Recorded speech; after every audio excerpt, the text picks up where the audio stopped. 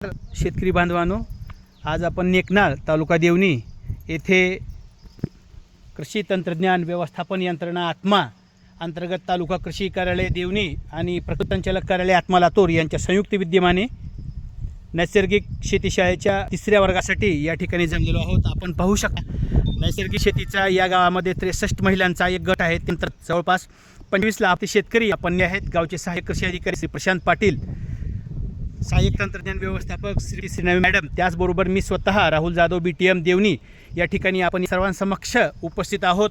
आज जवळपास पेरणी होऊन 16 ते 17 दिवस झालेले आहेत। सोयाबीन अतिशय चांगलं या ठिकाणी कुरलेलं आहे। आपण पाहू शकता या ठिकाणी नैसर्गिक निविष्ठा निर्मिती आपण करणार आहोत। प्रत्यक्ष शेतकरी गटाचे अध्यक्ष यांना आपण विचारूया। नमस्कार। नमस्कार, तुमचं नाव सांगा। माझे नाव कविता सुरेश भाईके। हां,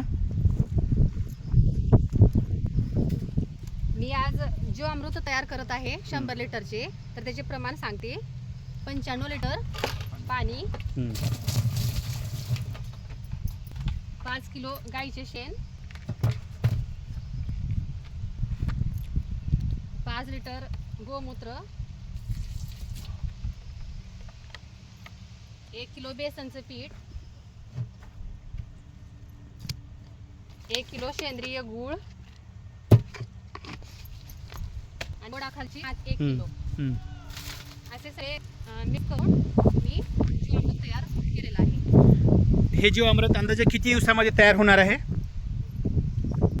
बस ठीक। आपण या ठिकाणी जीवामृत बनण्याचं प्रत्यक्ष प्रात्यक्षिक या महिला शेतकरी गटाच्या माध्यमातून केलेलं आहे।